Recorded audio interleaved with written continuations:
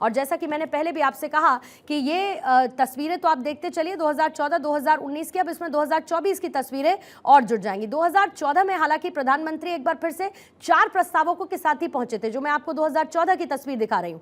उस वक्त आपको जो नजर आएंगे जस्टिस गिरिधर मालविया नजर आएंगे, अशोक कुमार, पंडित छन्नू लाल मिश्रा और इसके साथ ही वीरभद्र निषाद। ये प्रधानमंत्री के 4 प्रस्तावक उस दौरान मौजूद थे।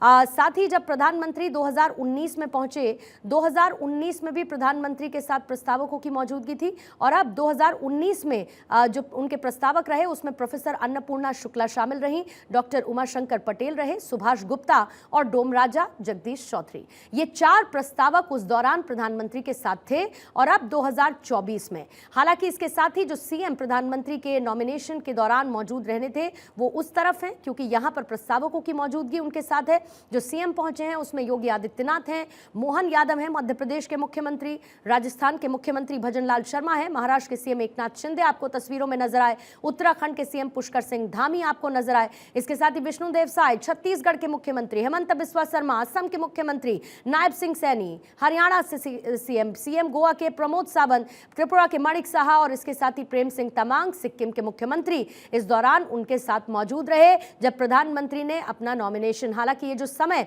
11:40 का था, 12 बजे के आसपास ये प्रक्रिया भी जारी है, क्योंकि जो नॉमिनेशन फाइल करने का जो प्रोसेस है वो उस तय मुहूर्त में शुरू प्रधानमंत्री की तरफ से किया गया है, जिसको पुष्य नक्षत्र कहा जाता है और बेहद ही खास दिन जिसका जिक्र अजय गौतम जी भी कर रहे थे, क्योंकि ये राज सत्ता के संयोग का निर्माण करता है ये नक्षत्र। और इसी दौरान क्योंकि किसी भी काम को किया जाए तो उसे उसमें सफलता सुनिश्चित मानी जाती है। बहरहाल उसी समय प्रधानमंत्री की तरफ से फाइल किया गया अपना ये नॉमिनेशन, जिसकी तस्वीरें इस वक्त आपके सामने हैं। और तीसरी बार वाराणसी से प्रधानमंत्री मोदी ने कर दिया है अपना नॉमिनेशन फाइल।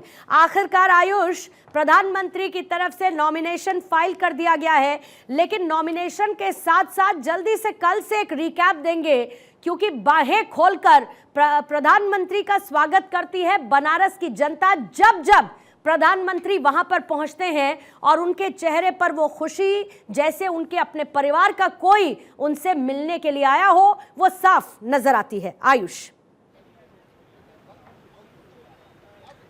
तस्वीरें कमोबेश वही हैं पूर्णिमा जो हमने 2014-2019 में देखी, लेकिन एक चीज़ मुझे खुद व्यक्तिगत तौर पर भी अलग महसूस हुआ। आज प्रधानमंत्री जब गंगा आरती में पहुंचे थे, जब उन्होंने गंगा सप्तमी के मौके पर गंगा माँ की खास आराधना की, पूजा अनुष्ठान हुआ, तो अब जो पुजारी वहाँ पर मौजूद थे, जब पीएम पूजा करके चले गए तब मैंने उनसे बात की, तब मालूम हुआ कि पीएम ने अपनी माँ के लिए भी एक ख़ास अनुष्ठान किया है। और पीएम ने खुद एक वीडियो में भी कहा कि ऐसा लगता है कि माँ गंगा ने मुझे गोद ले लिया है। तो अपनी माँ के जाने के बाद पीएम मोदी का लगाव थोड़ा सा शहर से और ज़्यादा हो गया है, माँ गंगा से और ज़्यादा हो गया है कि बेटे और माँ जैसा जो रिश्ता रहा है वो आज देखने को मिला, ये कहना होगा। पीएम ने नॉमिनेशन फाइल कर लिए हैं, हलचल बढ़ गई है। और एक और कार्यक्रम है, बहुत छोटा सा कार्यक्रम है जिसका जिक्र हरिंद कर रहे हैं, पीएम के नॉमिनेशन फाइल करने के बाद और यहाँ बाहर निकलने में एक छोटा सा और कार्यक्रम क्या है हरिंद? और देखिए, जब पीएम नॉमिनेशन करके बाहर निकलेंगे तो हाँ, तो वाराणसी सेंट्रल बार एसोसिएशन के अंदर वहाँ कम से कम 500 अधिवक्ता मौजूद हैं, जो पीएम मोदी का हर हर महादेव के उद्घोष के साथ उनका स्वागत करेंगे। और प्रधानमंत्री नामांकन स्थल से निकलने के बाद सीधे रुद्राज कन्वेंशन सेंटर जाएंगे, जहां पे भाजपा के पदाधिकारियों और सामान्य कार्यकर्ताओं के साथ वो बैठक करेंगे। और बैठक करने के बाद प्रधानमंत्री वहां से सीधे बाबतपुर एयरपोर्ट जाएंगे और बाबतपुर एयरपोर्ट से वो झारखंड के लिए रवाना हो जाएंगे। तो देखा आपने पूर्णिमा, अभी हलचल अंदर तेज़ हो गई है। पीएम ने अपना जो नॉमिनेशन का प्रोसेस था वो लगभग संपन्न कर लिया है। कुछ ही पल में पीएम बाहर निकलेंगे, गाड़ियां भी जो हैं वो अपने रेडी टू गो मूव में हैं। लेकिन जो आपने सवाल किया था पूर्णिमा की क्या अलग रहा या क्या मैंने महसूस किया, एक तो ये रहा कि पीएम की तरफ से अपनी मां को लेकर, ये पहला चुनाव है जब उनकी मां उनके साथ नहीं, उनका आशीर्वाद उनके ऊपर ज़रूर है, लेकिन पीएम ने माँ गंगा का आशीर्वाद दिया। गंगा सप्तमी के मौके पर अलग-अलग इंटरव्यूज में भी आयुष प्रधानमंत्री ने किया है और उन्होंने कहा कि माँ के निधन के बाद ही गंगा ही मेरी माँ है, ये प्रधानमंत्री ने कहा। माँ गंगा ने मुझे गोद ले लिया, इसका भी जिक्र प्रधानमंत्री ने किया। इसके साथ ही एक बहुत इंपॉर्टेंट बात उनकी तरफ से की गई कि 10 साल पहले वो प्रतिनिधि बनने के लिए आए थे और देखते ही देखते 10 साल के अंदर वहाँ के लोगों ने उन्हें बनारसिया बना दिया और दरअसल मैं आपको बताऊं तो जो बनारस के लोग हैं वो ठेठ बनारसिया बनने में अपनी शान में, मतलब शान में चार चांद महसूस करते हैं। बेशक पूर्णिमा, ये मैं महसूस कर पा रहा हूँ। पहली बार मैं बनारस आया हूँ अपना होश संभालने के बाद, और इस शहर में एक अलग अल्हड़पन है, इस शहर में एक अलग ठहराव है, और वो ठहराव जो कोई भी इस शहर में आता है उसके ऊपर वो महसूस किया जा सकता है। पीएम ने भी वही कहा, और बनारस के लोग भी उसी तरह से महसूस करते हैं। जो भी बैनर पोस्टर्स लगाए गए थे उसमें भी वही थीम गई थी, लिखी गई थी, हमार मोदी हमार काशी। भोजपुरी आप बेहतर समझती भी हैं, यानी कि मेरी काशी और मेरे मोदी, इस तरह के स्लोगन्स का इस्तेमाल भी किया गया है। विरासत भी, विकास भी, मंत्री नेता नहीं बेटा भी, इस तरह से जो एक जुड़ाव वाला पहलू है वो कल की रोड शो में भी दिखा और आज भी यहाँ पर दिख रहा है। काशी वासी अपने अंदाज में प्रधानमंत्री का स्वागत कर रहे थे। घाट पर भी, यहाँ पर भी पीएम को देखने के लिए एक अलग उत्सुकता है। 35 से 37 डिग्री का टेम्परेचर है, ह्यूमिडिटी बहुत ज़्यादा है, गर्मी चिलचिलाती हुई है, लेकिन इसके बावजूद ये तमाम लोग यहाँ घंटों से मौजूद हैं। ये तमाम लोग सिर्फ पीएम को देखने के लिए यहाँ कार्यालय पर मौजूद हैं, और तमाम लोगों को इंतजार है कि पीएम मोदी जब यहाँ से बाहर बिल्कुल। निकलेंगे और तो एक वो इंटरव्यू के झलक दौरान दिखाएंगे। प्रधानमंत्री और से इसी जब तरह इस की चढ़ती भीड़ गर्मी जो को लेकर सुबह सवाल मैंने पूछा गया आयुष, तो उन्होंने यही कहा कि यही चढ़ती गर्मी उनको ऊर्जा देती है, और क्योंकि इसी तरीके के माहौल में और पले बड़े हैं प्रधानमंत्री, ये सभी जो फैक्टर्स होते हैं, गर्मी है, बारिश है, ये तमाम उन्होंने अपने जीवन में देखे हुए हैं, और ऐसे में उनको ऊर्जा इन्हीं सबसे मिलती है। आयुष, मैं आपके पास आती हूँ, लेकिन एक और महत्वपूर्ण बात अजय गौतम जी, क्योंकि नॉमिनेशन तो अब फाइल कर चुके हैं, लेकिन क्योंकि हमने इससे पहले मुहूर्त की बात की, एक और ख़ास फैक्टर ये कि जो आज 4 प्रस्तावक रहे प्रधानमंत्री मोदी के नॉमिनेशन के दौरान, गणेश्वर शास्त्री और बैजनाथ पटेल, ये आप दोनों वही हैं जिन्होंने प्राण प्रतिष्ठा का मुहूर्त निकाला था? जिन्होंने प्राण प्रतिष्ठा का मुहूर्त अयोध्या के अंदर निकाला था, और साथ में इन्हीं के लोग मूर्ति की प्राण प्रतिष्ठा के लिए गए थे। गणेश्वर शास्त्री के जो बेटे हैं और इनकी जो बाकी के शिष्य हैं, तो क्योंकि जो राम जन्मभूमि का जिस दिन दोबारा से उद्घाटन हुआ, पूर्णोद्धार हुआ, उससे एक हफ्ता पहले ही प्राण प्रतिष्ठा की तैयारी या जो प्रोटोकॉल था वो पूरा करने के लिए गणेश्वर शास्त्री जी के ही लोग गए थे। और आप देखिएगा, इसमें एक चीज़ और आपको रिकॉल कराना चाहता हूँ कि पहले जब सफाई अभियान चलाया था मोदी जी ने, जब वहाँ पर आप देखेंगे जब 80 घाट के ऊपर किस तरीके से गाद साफ करते हुए खुश था, तो उन्होंने 10 प्रस्तावक रखे थे कि ये मेरी तरफ से जो है काशी में सफाई को रिप्रेजेंट करने वाले, जो जिसे स्वच्छ भारत अभियान के जो ब्रांड एम्बेसडर बने थे, उसके अंदर भी जो 10 अलग अलग लोग नॉमिनेट करे थे, उसके अंदर चाहे राहुल जी हो, ठीक है, चाहे वहाँ के पुजारी हो, या वहाँ का आम समाज हो, चाहे बुनकर समाज से क्यों ना हो, तो वो अलग अलग लोगों का प्रतिनिधित्व लिया गया था, ये कहते हुए कि भाई ये जो स्वच्छ भारत अभियान के ब्रांड एम्बेसडर हैं, ये किसी एक व्यक्ति का काम नहीं है, ये पूरे समाज का काम है।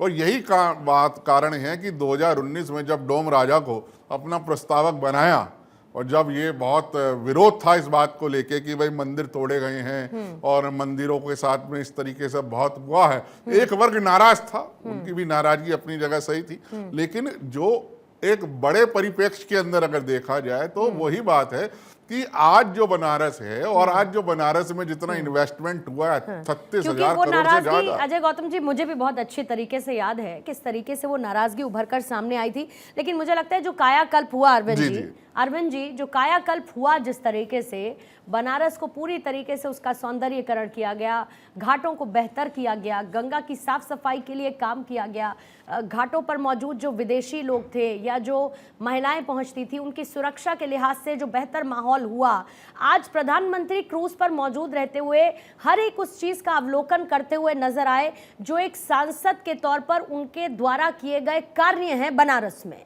जाहिर है कि उनको यह भी समझना जरूरी है कि एक सांसद के तौर पर मैंने क्या काम किया, देश का प्रधानमंत्री तो मैं हूं ही। एक आदर्श सांसद कैसा होता है, किसी भी लोकसभा क्षेत्र का एक आदर्श प्रतिनिधि कैसा हो सकता है, इसके अप्रतिम उदाहरण है प्रधानमंत्री श्रीमान नरेंद्र मोदी। 2014 देखिए और आज 2024 देखिए, 10 साल का अंतराल। मोदी जी प्रधानमंत्री हैं, राष्ट्रीय अंतर्राष्ट्रीय तमाम सारे चीजों में बिजी रहते हैं, प्रधानमंत्री का कार्यक्रम अत्यंत व्यस्त होता है, लेकिन उसके बाद भी एक साधारण सांसद जितना समय अपने क्षेत्र को देता है, उससे ज्यादा प्रधानमंत्री नरेंद्र मोदी ने बनारस को समय दिया है। और आज 10 साल के बाद काशी मोदीमय है और मोदी जी काशीमय हो गया है, दोनों एकात्म हो गए हैं। मुझे लगता है कि दलगत राजनीति से ऊपर रख के जो भी सांसद हैं और जो भी जनता का प्रतिनिधित्व करते हैं या करना चाहते हैं, मोदी जी से उनको सीखना चाहिए। और भारतीय राजनीति का मैं दो प्रतीक आपके सामने रखना चाहता हूं।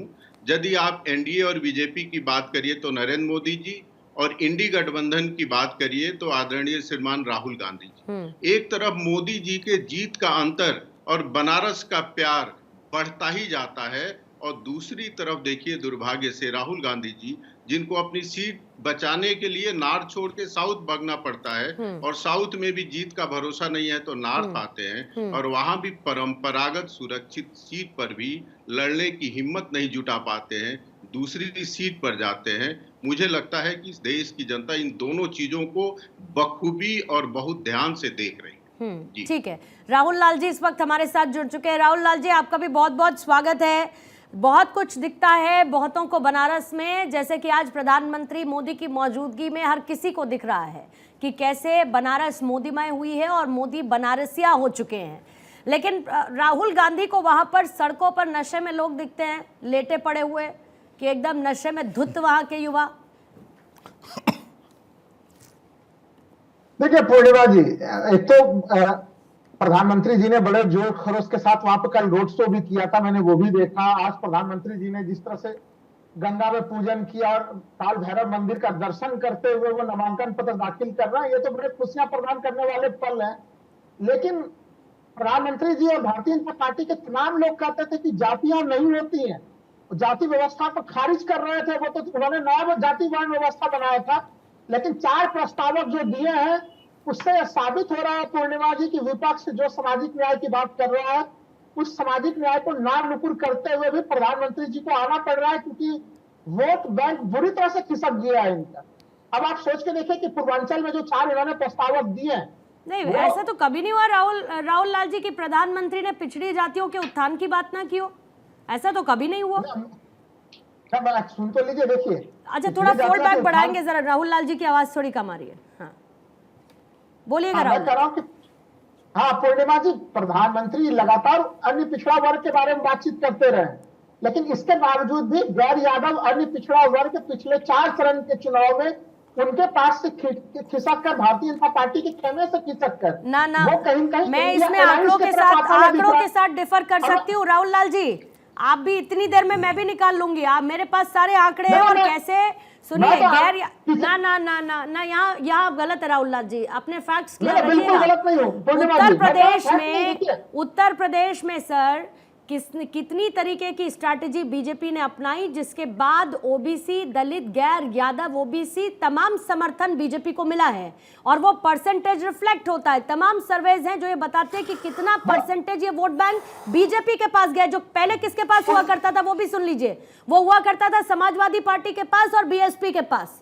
लेकिन उनको ये निराशा हाथ लगी कि ये 2 पार्टियां जो उनके रहनुमा होने की बात करती हैं उनके लिए कुछ खास कर नहीं पाई, और इसीलिए बीजेपी में उम्मीद की किरण देखते हुए उन्होंने बीजेपी को वोट दिया। और यही बड़ी वजह है कि उत्तर प्रदेश में आउट ऑफ 80 बीजेपी ने एक बड़ा स्कोर, एक बड़े नंबर अपने नाम किए थे सर।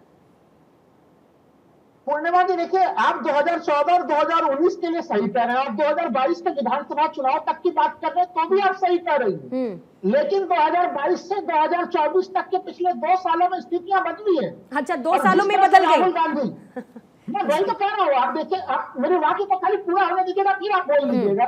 मैं कह रहा हूँ कि पिछले 2 सालों में जो राहुल गांधी ने जिस तरह से सामाजिक न्याय के मामले को उठाया, अखिलेश यादव ने जिस तरह से पीडीए के मामले को उठाया, उससे स्थितियां क्या बनी। ये जो छोटी छोटी अन्य जातियों के समूह जो पहले समाजवादी पार्टी के पास थी, फिर 2014 के पास वो भारतीय जनता पार्टी के पास आई, और अब 10 वर्षों के अंतराल के बाद वो समूह फिर से समाजवादी पार्टी के खेमे में है।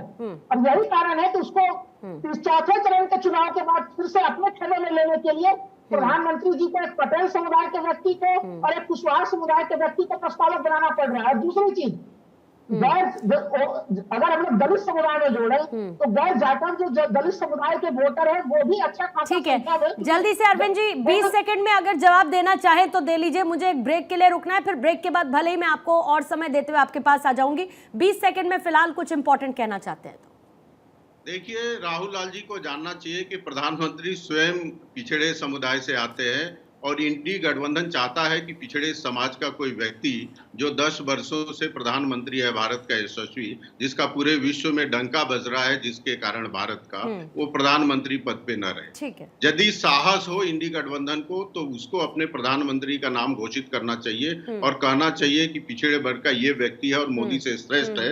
जनता के सामने चुनाव के लिए विकल्प तो मौजूद होना चाहिए। आप केवल आलोचना के लिए आलोचना करते हैं। भारतीय जनता पार्टी वो है जो सबसे ज्यादा पिछड़े और दलित सांसद भी ठीक है, ठीक है। इस देती पर है अरविंद जी और जो मंत्री आराम भी से बात करेंगे, इस पर जी। आराम से इस पर बात करेंगे। आयुष, आपके पास भी आऊंगी। चिलचिलाती गर्मी है, लेकिन प्रधानमंत्री मोदी अपना नॉमिनेशन प्रोसेस पूरा कर चुके हैं। जैसे ही बाहर निकलेंगे कलेक्ट्रेट दफ्तर से, आपको सीधी तस्वीरें वहां पर दिखाएंगे।